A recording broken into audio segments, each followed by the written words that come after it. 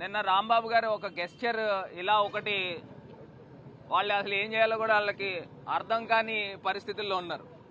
నిన్న రాంబాబు గారు ఒక టైగర్ లాగా ఆయన ఎక్కువ మాటలు కూడా ఏం మాట్లాడలా, జస్ట్ అలాగా ఒక జెస్చర్ చూపించారు. ఇంకా చంద్రబాబు నాయుడు గారు కానీ మొత్తం పవన్ కళ్యాణ్ గారు కానీ మొత్తం వాళ్ళ ఎమ్మెల్యేలు 164 మంది ఎమ్మెల్యేలకి గొంతులో ఎలక్కై పడింది. ఇవాళ రాంబాబుని కలిస్తే ఆయన చాలా ధైర్యంగా ఉన్నారు.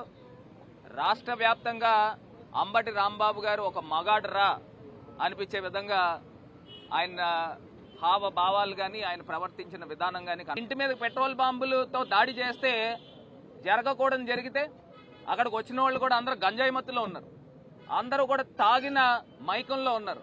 మనకి ఏమన్నా చెప్పి చేస్తారా? దొరికితే అక్కడ చనిపోవడమే కదా. అంటే అది డైరెక్ట్గా మర్డర్ అటెంప్ట్ చేసిన వాళ్ళకి బెయిలా? సాక్షాత్తు ఎమ్మెల్యేనే చెప్పింది. ఏమని చెప్పిందండి? మేము దాడి చేయడానికి వెళ్ళామని ఆమె ప్రెస్ ముందర చెప్తా ఉంది. అంటే దానికి అర్థం ఏంటి? అంటే మీకు రాజ్యాంగం లేనట్టే కదా. రాష్ట్రంలో పోలీస్ డిపార్ట్మెంట్ ఏం చేస్తున్నారండి? తెలుగుదేశం కార్యకర్తల చేతుల్లో రాడ్లు కత్తులు పట్టుకుని ఉంటే వాళ్ళకి ప్రొటెక్షన్ చేస్తున్నారు, వాళ్ళకి ఎస్కాట్ చేస్తూ ఉన్నారు.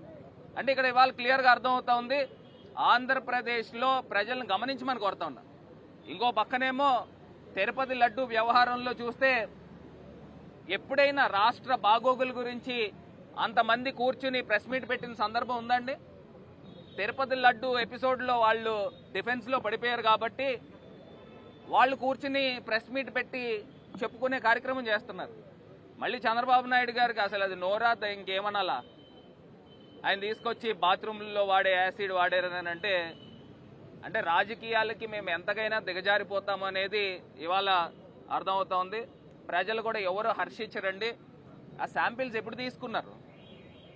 తెలుగుదేశం హయాంలో మీ గవర్నెన్స్, మాది గవర్నమెంట్ ఎప్పుడైతే ఆ ఎలక్షన్ కోడ్ వచ్చింది మార్చిలో వచ్చింది.